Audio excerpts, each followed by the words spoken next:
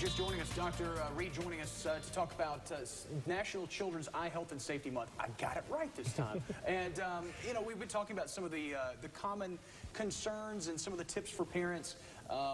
As far as common eye conditions in children, we talked about the big word, lazy eye.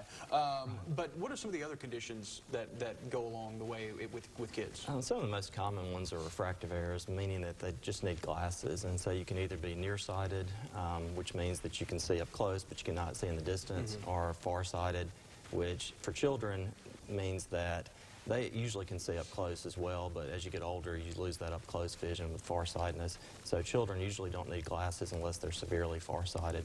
And then astigmatism, which always throws everyone off, but it's not a dreaded eye disease. It's just another refractive error that you can correct with glasses. And that's one of the things that we hear a lot about. I've got an astigmatism.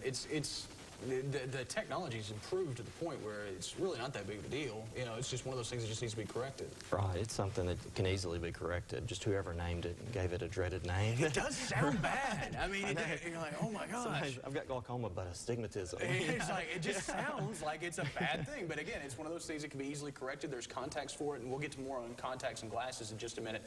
Common children's injuries. I don't even know where to begin with this, but, you know, we got kids. Kids stick stuff in their noses and their ears, and unfortunately eyes are an innocent bystander in that as well. Right. I'm assuming that you've probably seen your share of very different children's injuries. Right. You see just about everything from sports-related injuries like fingers and eyes in basketball pickup games, or you can have baseball injuries to the eye. Those are fairly common. One thing that a lot of people don't realize is firework injuries, though. Firework injuries are very severe, and blunt trauma is just as bad in some cases and sometimes worse than sharp trauma. And so you can lose an eye with fireworks, and we've seen that happen. I've had, unfortunately, several cases that children have lost eyes from fireworks. And also paint gun balls, the BB guns, the airsoft rifles, all of those, the blunt trauma, they look harmless, but they can be very severe and cause vision threatening that they may not have their vision for the rest of their life. Well, and that's another thing to keep in mind, parents. You know, I'm not a victim of an airsoft gun injury. We were wearing safety goggles when we were, but one hit me right, and if I would have been wearing the goggles, you know, we could have been in big trouble. You know, it's common sense kind of things. If you're going to be, you know, for sports, you know, some common sports injuries just happen. I mean, let's just face it. But, you know, if you're going to be out paintballing or stuff like that, especially, you know, 10, 11, 12 years old, wear safety, you know, eye safety and goggles or some kind of, you know, glasses, something to protect the eyes. You know, use common sense, I guess, is when it comes to that stuff. Now, other things I want to talk about, and this is important for kids as well and for the parents, glasses and contacts. The differences, you know, I was reading, you said, you know, kids of all ages wear contacts, especially now. And what is it? Is there a best choice, or does it really matter?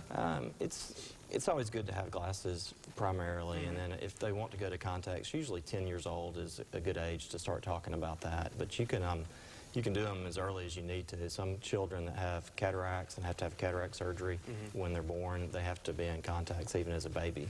And so, of course, the parents have to take care of all that for them. But usually it's about 10 years old when you start contacts. Glasses, you want plastic frames for small children just because they're so rough on glasses. You don't really want the most stylish or expensive frames. You just want something that's going to be practical.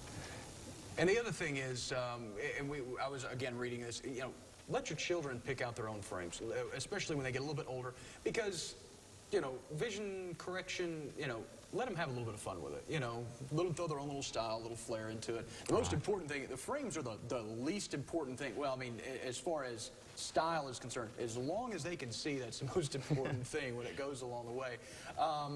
And for kids, like you said, 10 years old is usually a good benchmark for them to maybe start making that transition into contacts.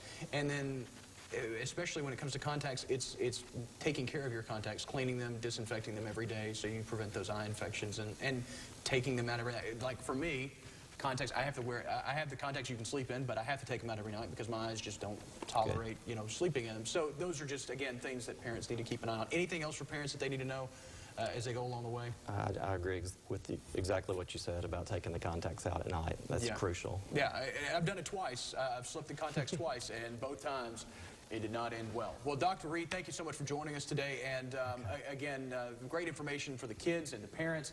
That information will be on our website, myarclimits.com. And you know, it's been a great pleasure to meet you, and thanks for coming on the show. All right, thank you. All right, and after the break, we'll talk more about the latest on the Ebola virus.